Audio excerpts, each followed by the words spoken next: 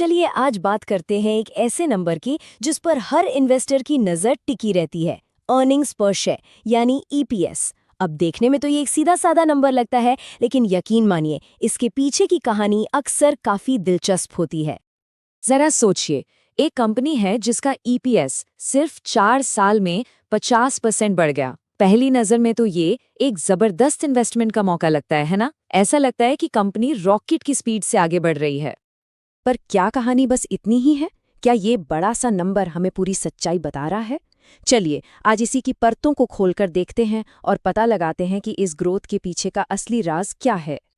तो सबसे पहले ये समझना जरूरी है कि आखिर ये ईपीएस होता क्या है। देखिए, ईपीएस का फॉर्मूला बड़ा सिंपल है। कंपनी ने जितना भी नेट प्रॉफिट कमाया उसे डिवाइड कर दीजिए बाजार में मौजूद उसके टोटल शेयर्स से। बस इससे ये पता चल जाता है कि कंपनी हर एक शेयर पर कितना मुनाफा बना रही है। ये इन्वेस्टर्स के लिए एक बहुत ही काम का आंकड़ा है। ठीक है, तो अब आते हैं असली सवाल पर। ये जो ग्रोथ दिख रही है, ये आई कहाँ से? किसी भी कंपनी के पास अपना ईपीएस बढ़ाने के मोटे तौर पर 3 रास्ते होते हैं, और जैसा कि हम यहाँ देख सकते हैं, इनमें से सिर्फ एक ही रास्ता है जो कंपनी की असली टिकाऊ ग्रोथ को दिखाता है।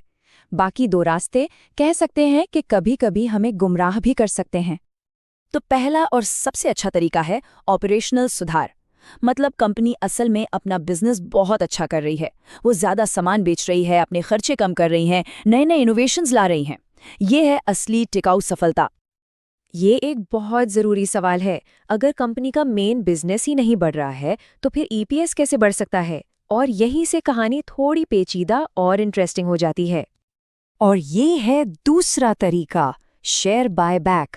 इसे आप एक तरह का गणित का खेल भी कह सकते हैं। यहाँ देखिए, कंपनी का मुनाफा तो उतना का उतना ही है, 1 पैसा भी नहीं बढ़ा, लेकिन उन्होंने क्या किया, बाजार से अपने ही कुछ शेयर वापस खरीद लिए। अब जब टोटल शेयर्स कम हो गए तो हर एक शेयर पर कमाई का आंकड़ा अपने आप बढ़ गया, ईपीएस 25% ऊपर। ये असली बिजनेस ग्रोथ नहीं है, ये सिर्फ नंबर्स का खेल है। और तीसरा तरीका है एकमुश्त लाभ।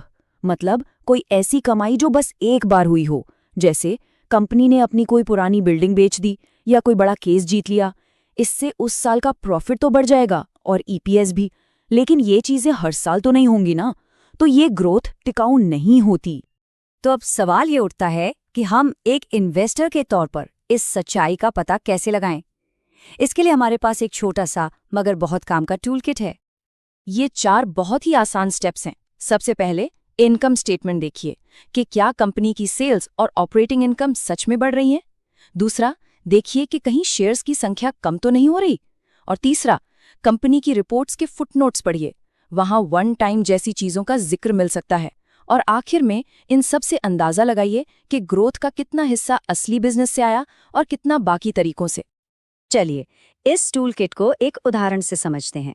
एक कंपनी लेते हैं, मान लीजिए कंपनी एबीसी। अब देखिए, कंपनी एबीसी का ईपीएस 4 साल में $3 से बढ़कर $4.5 हो गया। मतलब सीधे सीधे 50% की ग्रोथ। कोई भी देखकर कहेगा कि क्या शानदार परफॉर्मेंस है। लेकिन अब हम जरा गहराई में उतरते हैं, और जब हमने अपने टूल किट का इस्तेमाल किया तो ये तस्वीर सामने आई। इस 50% की ग्रोथ में से सिर्फ 20% असली रेवेन्यू ग्रोथ से आया था। बाकी का 20% शेयर बायबैक की वजह से था, और 10% ग्रोथ इसलिए दिखी क्योंकि कंपनी ने अपनी कोई संपत्ति बेची थी। तो असल कहानी तो कुछ और ही निकली है ना। तो इस सब से हमें क्या सीखना चाहिए?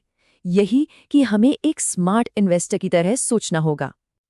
देखिए, 2 तरह की सोच होती है। एक है सतही सोच जो सिर्फ 50% की ग्रोथ देखकर उसे खरीदने का सिग्नल मान लेती है, और दूसरी है गहरी सोच जो ये देखती है कि अरे इसमें से टिकाऊ ग्रोथ तो सिर्फ 20% ही है, और फिर वो और सवाल पूछती है।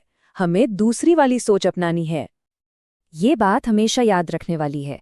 नंबर तो सिर्फ ये बताता है कि क्या हुआ, लेकिन नंबर के पीछे की कहानी बताती है कि क्यों हुआ, और वो क्यों जानना ही सबसे जरूरी है। तो अगली बार जब भी कोई बड़ा आकर्षक नंबर सामने आए तो सबसे पहला सवाल मन में क्या आना चाहिए? बिल्कुल सही, ये ग्रोथ आई कहाँ से? बस ये एक छोटा सा सवाल हमें बेहतर और समझदारी भरे फैसले लेने में बहुत मदद कर सकता है। Disclaimer. Educational content only. Not SEBI registered. This is not a buy/sell recommendation. Invest at your own risk.